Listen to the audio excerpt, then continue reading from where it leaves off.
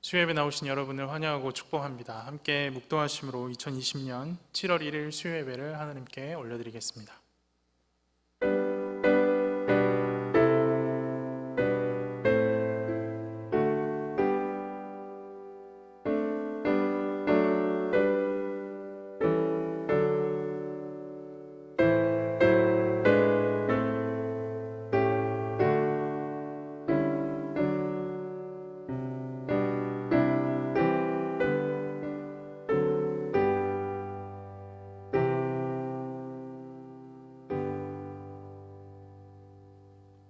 살아계셔서 역사하시는 하나님 아버지 감사합니다. 우리를 생명의 시간, 주님 앞에 예배하는 시간 가운데 불러주시고 주님을 만나는 주님 말씀 앞에 서는 이 귀한 시간에 참여할 수 있도록 인도하여 주심에 감사합니다. 이 시간을 통하여 주께서 주시는 생명을 이어받으며 참된 생명을 누리는 자가 될 수 있도록 인도하시고 함께하여 주시옵소서. 말씀 앞에 우리의 모습을 돌아보고 반성케 하여 주시고 참된 옳은 것, 참된 바름 앞에 나아갈 수 있도록 인도하시고 함께하여 주시옵소서. 예배를 통해 주님 홀로 영광 받으실 줄 믿습니다. 이 모든 말씀 살아계신 예수 그리스도 이름으로 기도합니다. 아멘. 함께 찬송가 41장, 새 찬송가 20장, 큰 영광 중에 계신 주 찬양하겠습니다.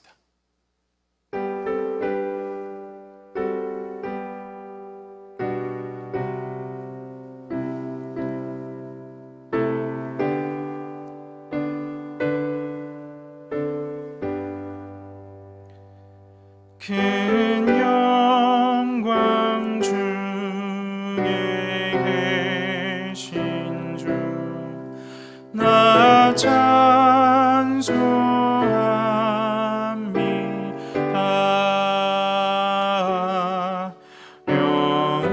영원히 계신 주 이름 나 찬송합니다.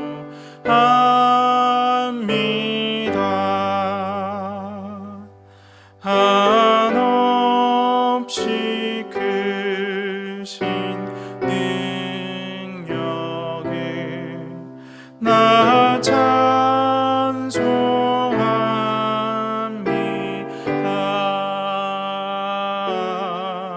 참되고 미쁜 그 언약 나 찬송합니다.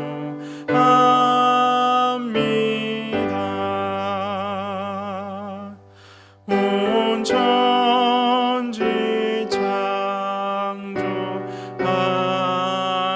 창조하시던 그 말씀이 믿서 영원히 변치 않는 줄 나 믿사옵니다.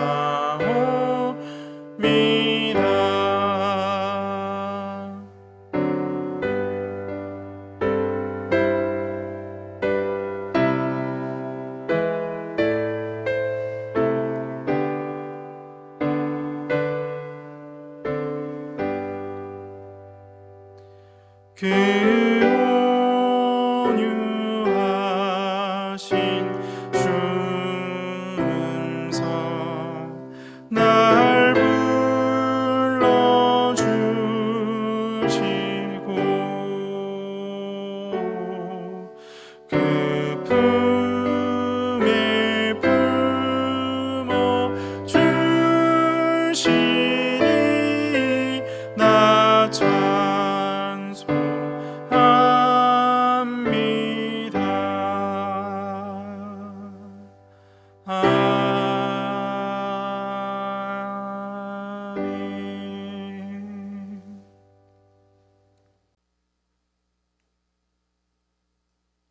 오늘 함께 보실 하나님의 말씀은 야고보서 5장 1절에서 6절까지 말씀입니다.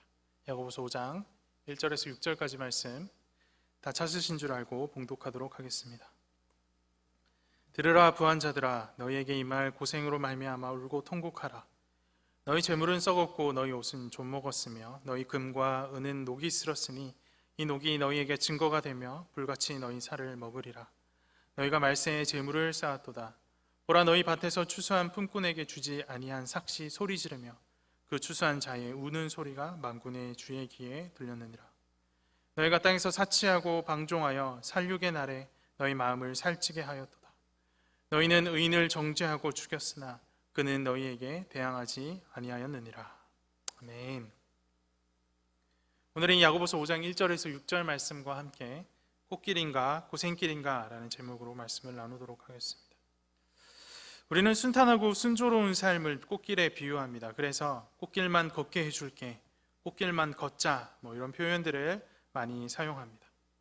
많은 사람들이 인생의 꽃길에 관심이 많습니다. 그래서 어떻게 꽃길을 갈 수 있을까를 고민하고 연구하기도 합니다. 이와 관련하여 다양한 방법, 다양한 이론이 제시되고 있지만 대부분 부와 명예로 기결됩니다. 부와 명예가 있으면 순탄하고 순조로운 꽃길을 걸을 수 있다라는 말입니다. 그런데 오늘 본문은 전혀 다른 것을 우리 가운데 가르칩니다. 부자에게 꽃길이 열리는 것이 아니라 고생길이 임한다고 말합니다. 본문이 말하는 고생길은 도대체 무엇일까요? 본문과 함께 내가 꽃길이라 생각하여 추구하며 살아갔던 것이 혹시 고생으로 향하는 길은 아니었는지 돌아보는 시간이기를 바랍니다. 오늘 본문은 부한자들에 향한 경고로 시작합니다. 1절 말씀을 보십시오. 들으라, 부한자들아, 너희에게 임할 고생으로 말미암아 울고 통곡하라. 여기서 부한자들은 야고보서 1장 10절에 등장하는 부한자들과 다른 부류의 사람들입니다. 야고보서 1장 10절에 등장하는 부한자들은 교회 안의 부한자들을 말합니다. 반면 오늘 본문의 부한자들은 교인들을 착취하고 죽음에 이르게 하는 자들, 곧 교회 밖의 부한자들을 말합니다. 본문은 이들을 향해 장차 고생이 임할 것이니 울고 통곡하라 라고 말합니다. 이들에게 고생이 임하는 이유는 무엇일까요? 본문은 크게 4가지로 설명합니다. 2절, 3절 말씀을 보십시오. 너희 재물은 썩었고 너희 옷은 좀 먹었으며 너희 금과 은은 녹이 슬었으니 이 녹이 너희에게 증거가 되며 불같이 너희 살을 먹으리라. 너희가 말세에 재물을 쌓았도다. 부한자들에게 고생길이 열리는 첫 번째 이유는 그들이 재물을 쌓았기 때문입니다. 물론 재물을 쌓아둔 것 자체가 문제가 되는 것은 아닙니다. 부한자들에게 고생이 임하는 이유는 그들이 재물을 쌓아둔 이유와 목적 때문입니다. 본문은 금과 은에 난 녹이 증거가 되어 불같이 너희 살을 먹을 것이다 라고 말합니다. 불같이 너희 살을 먹을 것이라는 말은 심판을 의미합니다.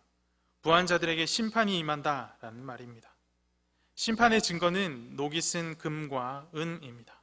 녹이 슬었다는 것은 오랜 기간을 의미합니다. 이들은 오랜 기간 재물을 쌓아왔기 때문에 심판을 받습니다.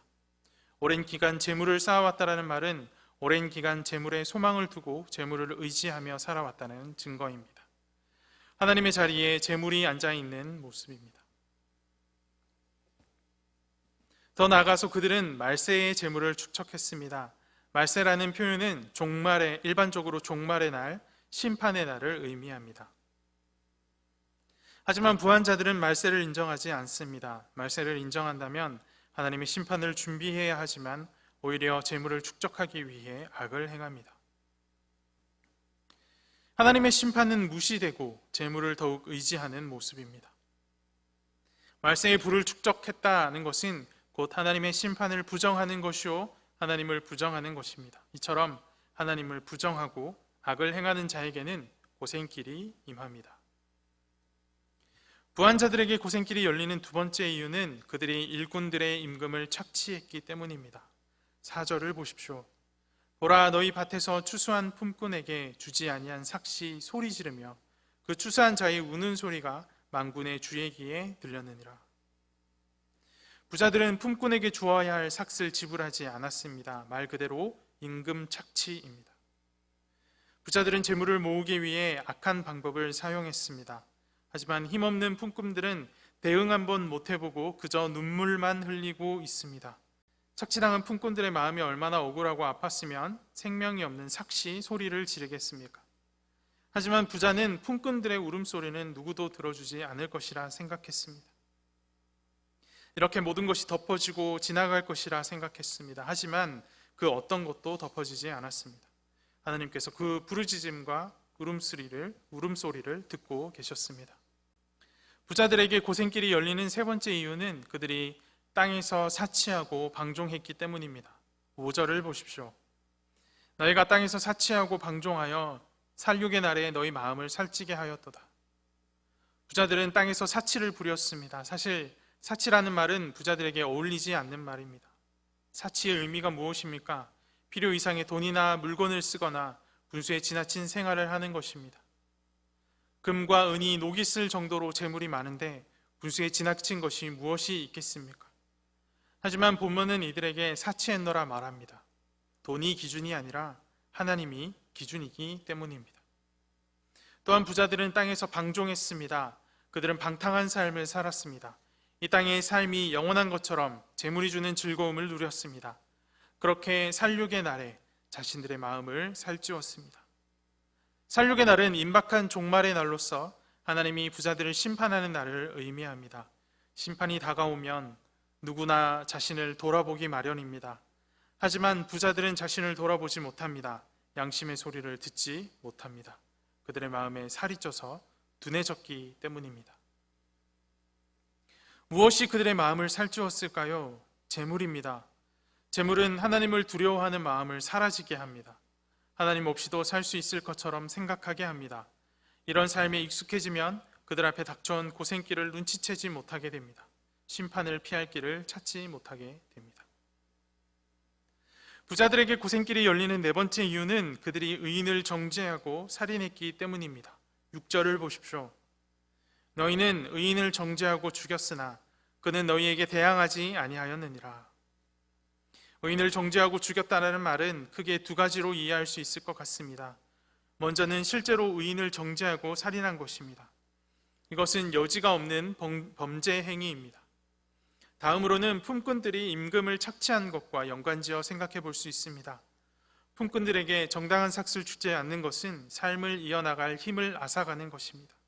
이들을 죽음으로 내모는 행위입니다. 부자들은 말세의 재물을 쌓은 것 때문에, 품꾼의 임금을 착취했기 때문에, 땅에서 사치하고 방종한 것 때문에, 의인을 정죄하고 죽인 것 때문에 하나님의 심판을 피할 수 없게 되었습니다.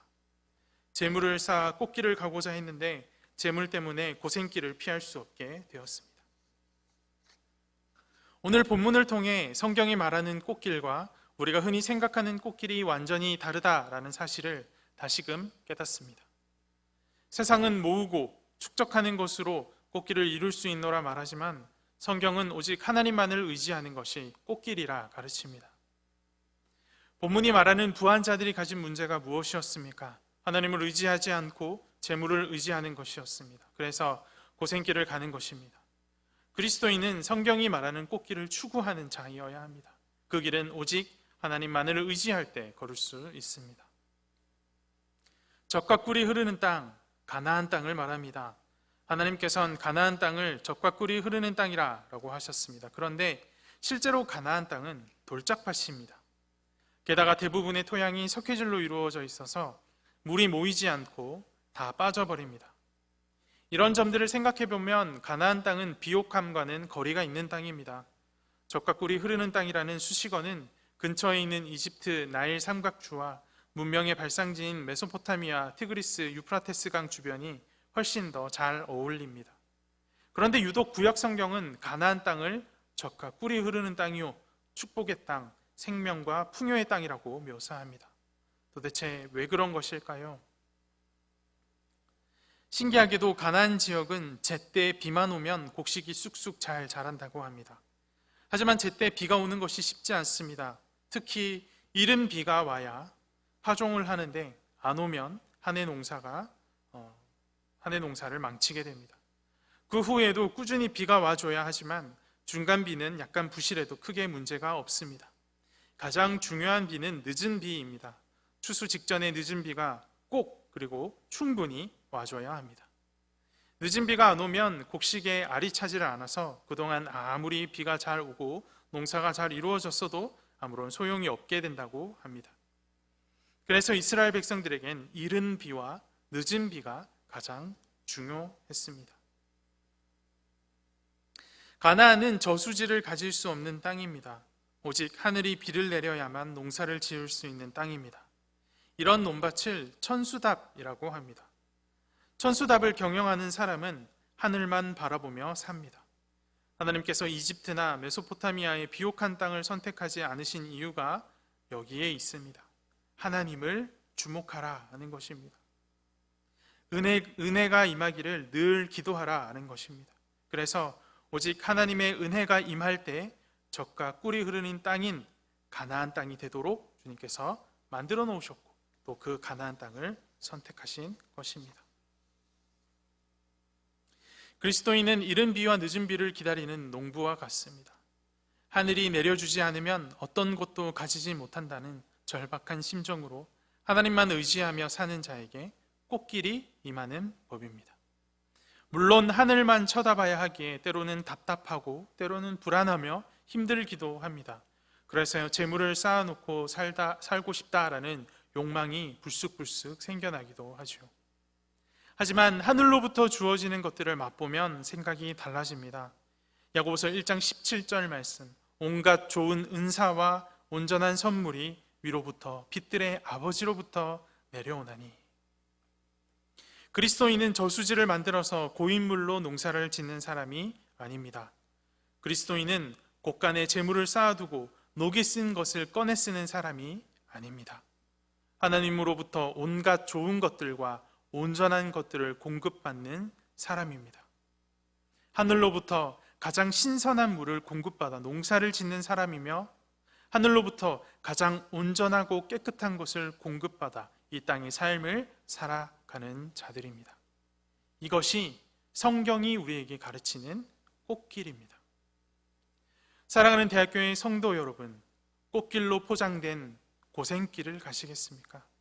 아니면 변치 않는 꽃길을 가시겠습니까? 바라기는 모든 대학교의 성도 여러분들을 주께서 허락하신 아름다운 꽃길 위에서 만나 뵙기를 간절히 소망합니다. 함께 기도합시다. 살아계셔서 역사하시는 하나님 아버지 감사합니다. 오늘 본문을 통하여서 참된 꽃길이 무엇인지, 성경이 우리 가운데 가르치는 꽃길이 무엇인지 알게 됩니다.